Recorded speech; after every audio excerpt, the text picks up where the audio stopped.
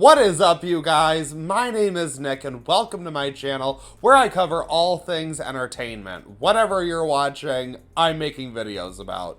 Ju-On Origins is a Netflix original series based on the popular Japanese horror franchise Ju-On.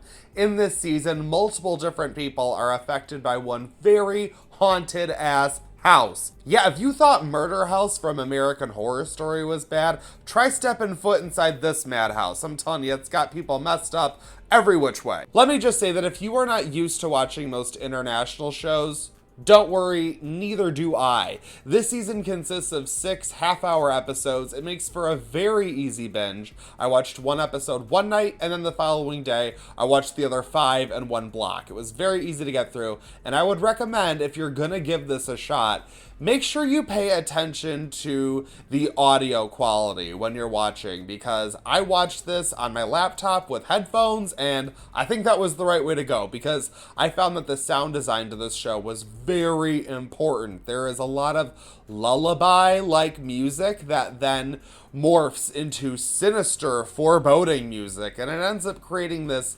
dream/nightmarish atmosphere that I think really makes the show. So I never liked the American remake The Grudge because it was the type of garbage that doesn't even belong at the bottom of Walmart bins. It does star the Queen, Sarah Michelle Gellar, but that's really all the movie has going for it. I do strongly recommend the original Ju-On the Curse. If you have not seen that, you really should. That has the type of creepy stuff that'll make you piss your pants. I find it really creepy.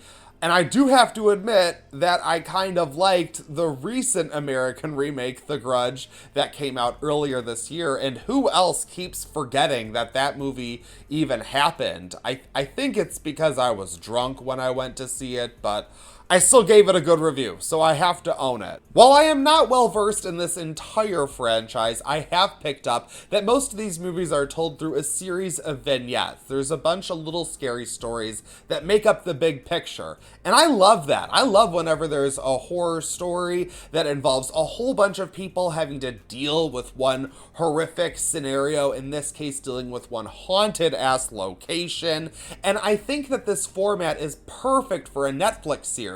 There are a lot of characters and we are bouncing around different timelines, so I have to admit I did get a little lost at one point. I was a little lost, mostly because I was scrolling through YouTube on my phone while watching a show with subtitles. You know, just being professional. But I didn't get so lost that I wasn't able to get back on track, so just pay attention and you're good. Trust me, it's worth it.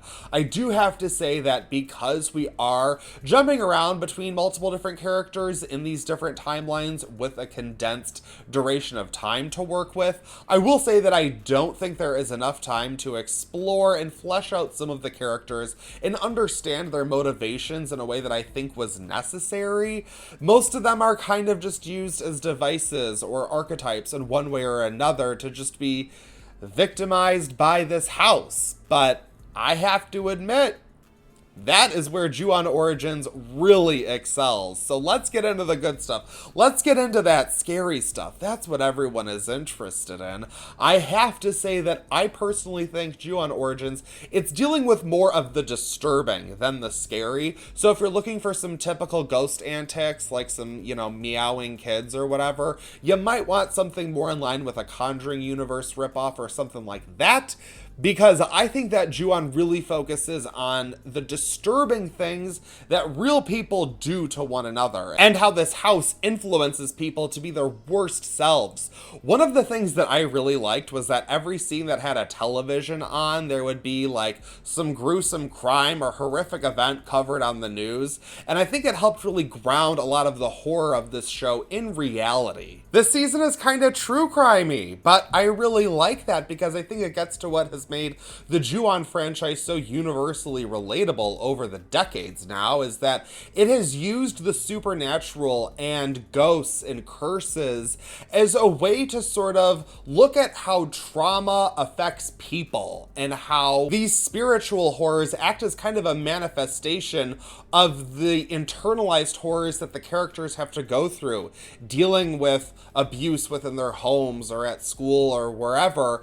And I always find that really interesting. I love how horror can be used to explore just the true horrors of life. I think that is done exceptionally well here, but I do want to give the trigger warning because Netflix doesn't. Episode 2 opens with a really sad rape, and I personally didn't care for the way that it was done. I mean, it wasn't so egregious that it throws everything off and I think just ruins the show. But I do think, again, it's one of those situations where I would have liked a little bit more to flesh out the characters and understanding them, especially after that, I think would be really important. But again, a lot of these characters are just used to go through horrific things that truly are disturbing. And if you are into truly disturbing, wild, violent, bloody horror, I gotta say, episode 4 is nuts. I won't try and hype it because I know then you'll watch it and you'll be like, shit's weak, whatever. But I just personally was not expecting this show to go there, and it absolutely goes there. I mean, as someone who watches all types of horror, I have to say I did find this show extremely disturbing.